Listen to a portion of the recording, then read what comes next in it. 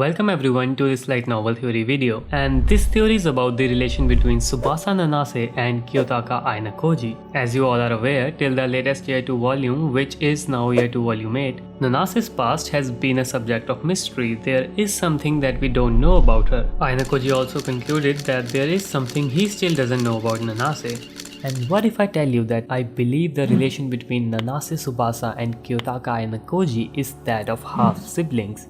Specifically, them both having a maternal half-sibling relation to each other.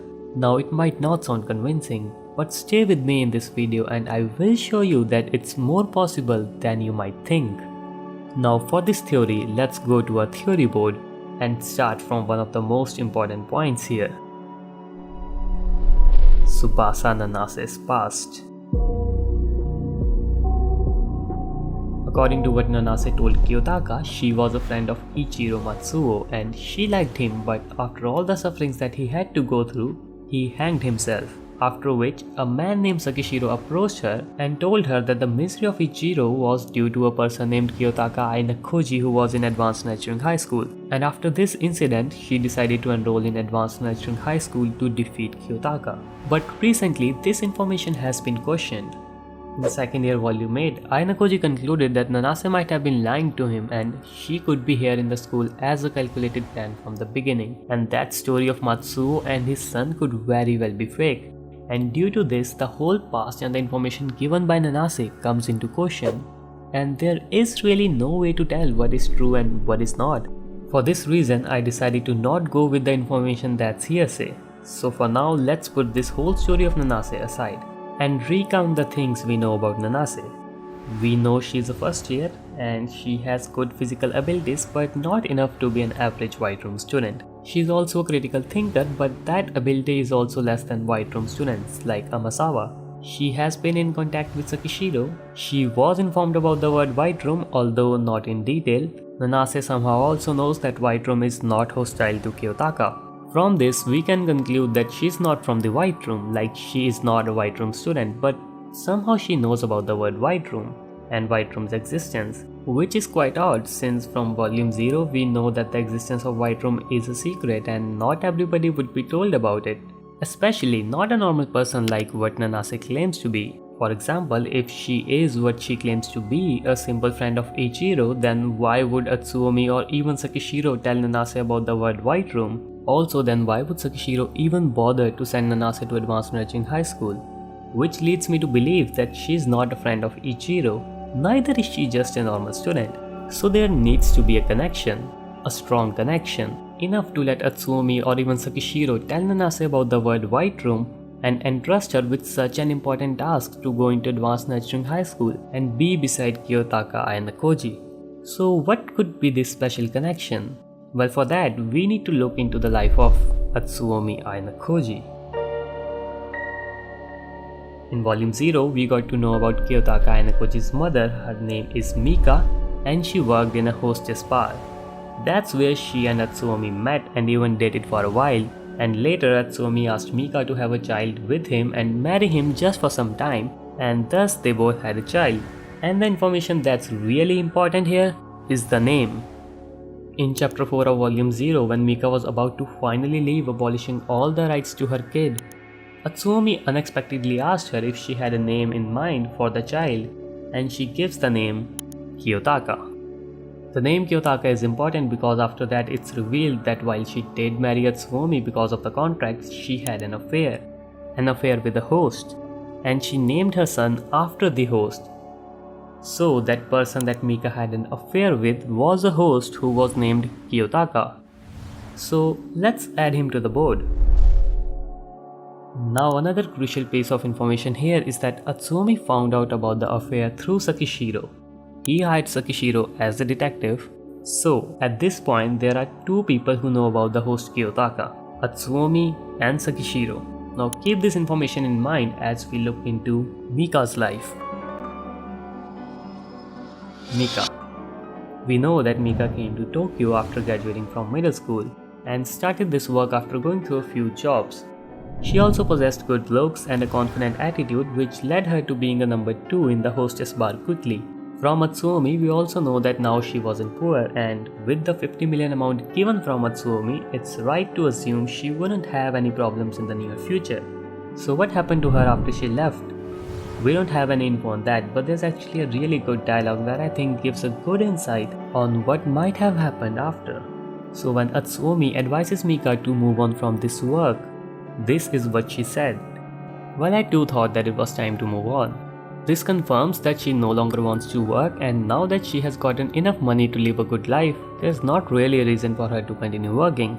And after that, but I don't have a vision for the future. I don't have the vision for marrying someone and having a happy family. It's not like I'm going to have children, make friends, send them to primary school and all that. I laugh at myself when I think of that. And this last part leads me to believe that this is what happened. She is a human after all who has dreams, so I think that's what she did.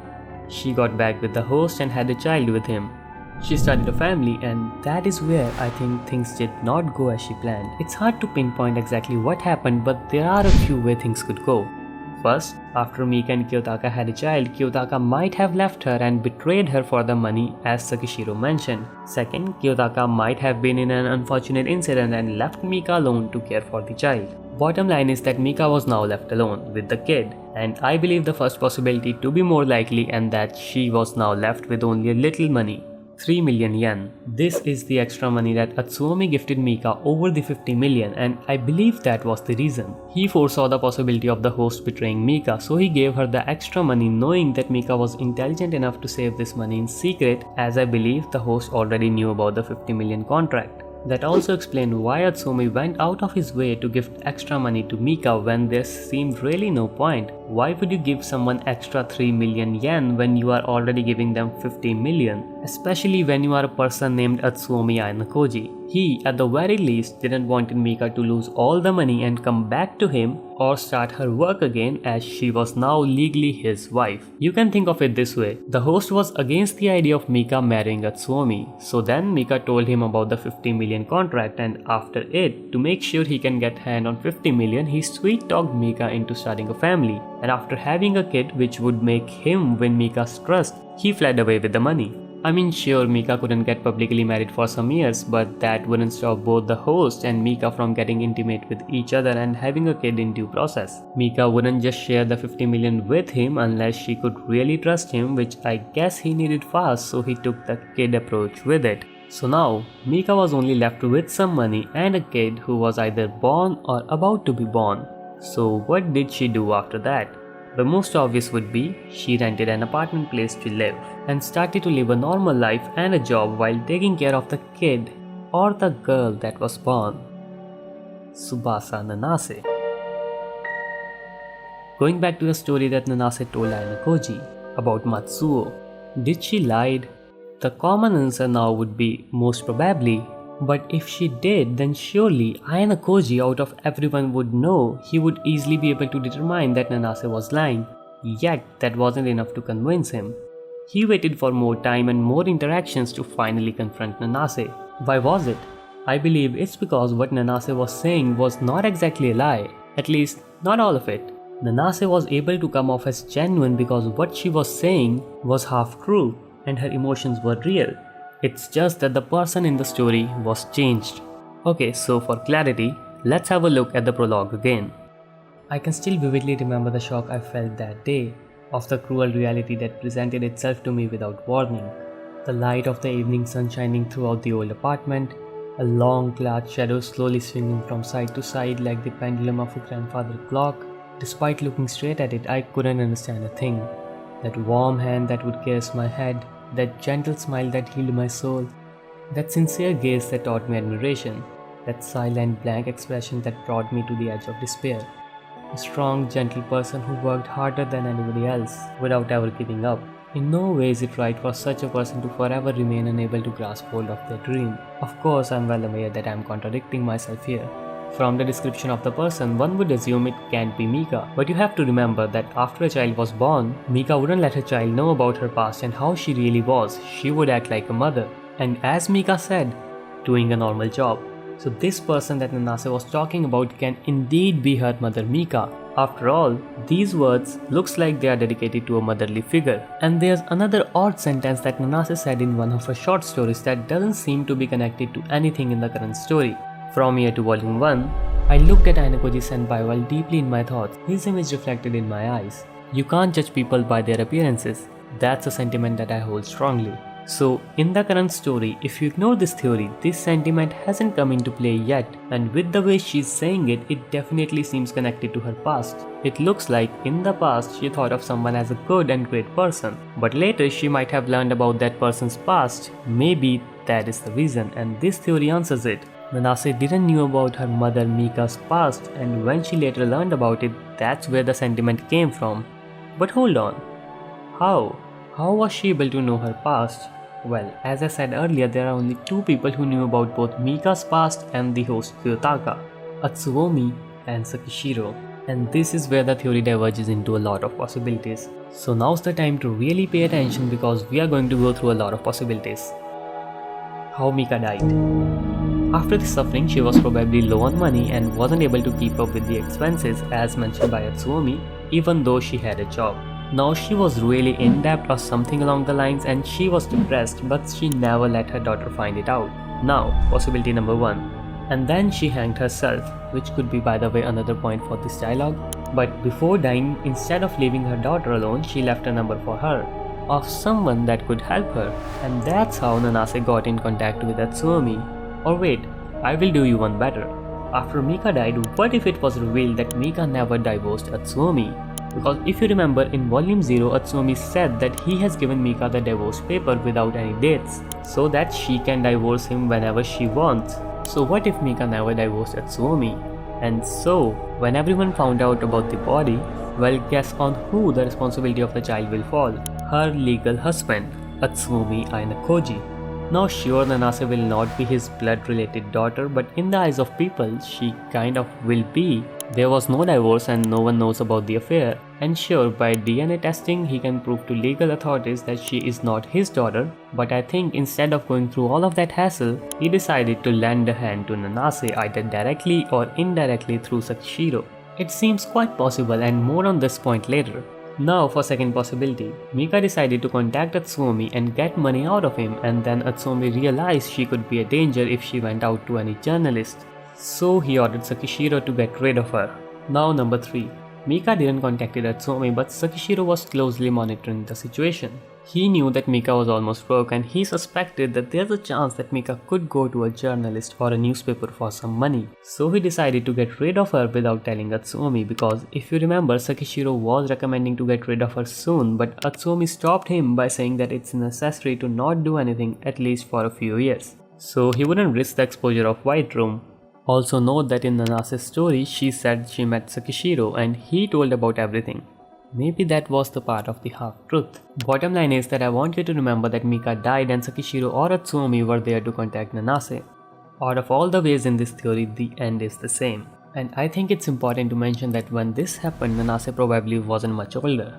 Again, the split. First, it could be that after Mika died and Atsuomi got to know about her child Nanase, he decided to extend a hand to her and allowed her to train at a facility which would be White Room. But I can hear you say, Atsuomi is heartless, why would he do that? Well, for that I found an interesting paragraph in Y2 Volume 3, right after Ayanokoji defeats Nanase in their battle.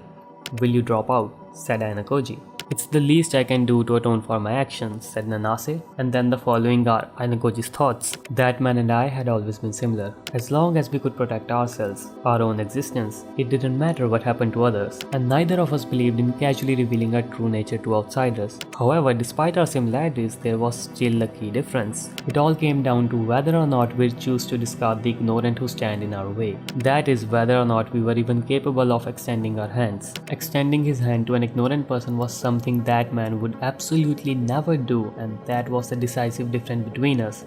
I slowly reached out, extending my hand to Nanase." So here, Kiyotaka is saying that the key difference between him and Atsuomi is that Atsuomi will never extend his hand to help an ignorant person, a person that would be of no benefit to them. But this is where I think Kiyotaka got it wrong. In an unexpected twist of fate, it was Atsuomi Ayanokoji who extended a hand to little Nanase back then, and it was Kiyotaka Ayanokoji now who did it. As for why, I think Atsumi disguised it as a research as to what will happen if a kid is allowed to train in White Room not from the start but in between. For example, let's say Nanase was 13 years old and then it all happened and she joined 5th generation students after that. She wouldn't be on their level, but slowly she could build some strength. And if you remember, Ayanokoji said that Nanase was not as strong as White Room student, but she wasn't weak either. She had good physical abilities, just not on the level of White Room student who was trained ever since birth. And this could explain the reason of why that was. With some training time in White Room, she got stronger than average students of her age. Not to mention there was a really interesting line by Amasawa in Y2 Volume 4. After Amasawa introduced herself as the White Room student, she asked Nanase to go away because she wanted to talk to Ayanokoji about White Room. And this is what she said. Do you get it now, little Miss Outsider? At that point, Kiyotaka brushed it off as just Amasawa calling her an outsider because she is not from White Room while both Kiyotaka and Amasawa are. If Amasawa really was the White Room student, then it would certainly make sense that she would call Nanase an outsider. But here's another point of view. What if she was calling her an outsider because that's what Nanase was in the 5th generation? Nanase seemed to join later in the group of students and the students will notice that. So maybe that was Amasawa just calling her outsider as saying that she didn't belong to White Room originally from the birth. Of course, this point of view is just purely speculation, but I find it of note.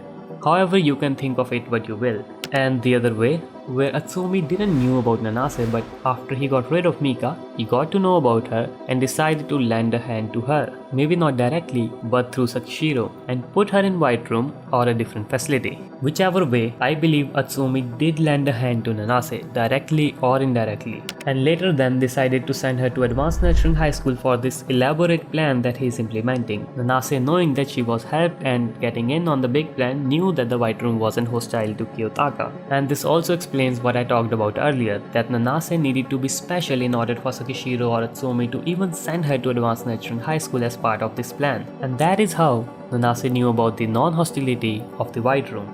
And after this theory came to my mind, I really started seeing Nanase's interaction in a totally different light than before. Really, the character Tsubasa Nanase seems to hold an interest in Kiyotaka ever since she was first shown in the series, as she frequently looks at him as if she was trying to learn who he was. Maybe that's because she knows that he is her half-brother. Like when you get back to some moments, you can see it, as here in another short story from Y2 Volume 1. Keep in mind that it's from Nanase's perspective. That, I don't have a problem answering that question, but only if you can tell me about you, said Nanase. About me, replied Ayanokoji. Horikita-senpai is the leader of your class. You aren't anything like that, right? What kind of person are you, senpai? Said Nanase. I wasn't even aware of it. I asked him this question without thinking at all. I'd be better if I'd stop right here, but I still continued. Willpower in every word, I said as he looked at me in silence. Will you tell me, asked Nanase, about what I wanted to know? What kind of person are you? I started to think I'd asked him in the wrong way somehow, and that he hadn't understood me. What you want to know isn't about her relationship with me, it seems. He replied as if he understood everything I wanted to ask. I can't stand back after continuing this far. It may be a bit reckless of me, but I may get the answer I just had to know. You can go and read those for yourselves and you will find a new perspective to things. And here's another one from Y2 Volume 3. When Nanase just finished her race with the third year in swimsuit, while being refreshed by the cold water, Ayanokoji-senpai calls out to me. Thank you so much, I managed to win somehow, said Nanase. He was thinking about something while staring at me. I try not to let it bother me and ignore it, but he still continues to stare. I somehow begin feeling a bit bothered by it, or shall I say a bit distracted by it. I was wearing a swimsuit, so I can't help but feel a bit embarrassed by it. Hey, Ayanokoji-senpai, said Nanase. Replied Ayanokoji. I can't really relax when you are staring at like that, said Nanase. I instinctively said, I have never showed so much of my skin to anybody before, so yeah. Whoops, you're right, my bad, replies Ayanokoji. He apologizes and looks another way, but I still can't relax and turn my gaze somewhere else. I hope I can calm down a bit, but I'm spending a lot of alone time with him during this uninhabited special exam, which also means that we, a boy and a girl, are moving around together. That felt like a bit of problem to me. Yes, of course it would, if you know that the other person is your half-sibling, which I should mention is not the same as step-siblings, because step-siblings are only related by marriage and not by blood, which half-siblings are, which is the case we are talking about, and that would certainly be a problem. Oh, no, if I continue thinking about this, my plan will break down. Ayanokoji-senpai seems to be talking to Kiriyama-senpai, so I'm going to change while I have the chance. I decided to go and wash these unexpected feelings off me. So yes, there's a lot more, but I'm not including everything in this video.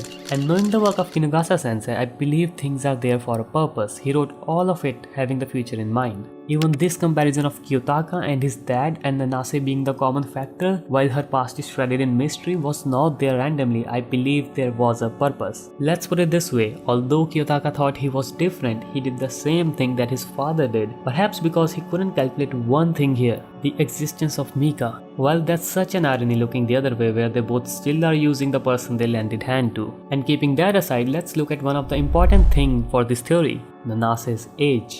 We know she's 1 year younger than Kiyotaka, that's why she's in first year. But if you see their birthday, then while Kiyotaka ID card says October 20, it doesn't mention the year, but just for the sake of this video, let's say the year is 2006. So Kiyotaka's birthday is on October 20, 2006, and if I look up Nanase's birthday, then the date is June 12, and since she's in first year, the year would be 2007 here. And you might think, well, doesn't that contradict the theory? After all, the difference here is only 8 months, but I think rather than contradicting, this detail helps the theory more.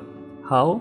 Well, if you think about it, it's not impossible for a baby to born in 8 months. Rather, it's not that uncommon, and according to some website, the survival rate is also near 95%, and sure, they need some extra care in hospitals to be healthy, which could explain where the part of the money went. But these are called premature babies, which is a baby born before 37 weeks of pregnancy. So we know it's possible for Nanase to be a premature baby. But it gets interesting when you look at what are the possible causes for a baby to born at 8 months. According to kidhealth.org, a premature birth is more likely to happen when a mother has a health problem like diabetes or does harmful things during her pregnancy like smoke or drink. If she lives with a lot of stress, that also can make her baby be born too early. And something tells me that if someone you had a child with just fled away with your 50 million yen, then you would definitely be in stress, and if you have a history of smoking and drinking, which Mika has, then you would definitely do that. So Nanase being a premature baby actually helps the theory more. And yes, I hear you say that a simple 8-month pregnancy is different than having 2 back-to-back pregnancies. And I agree.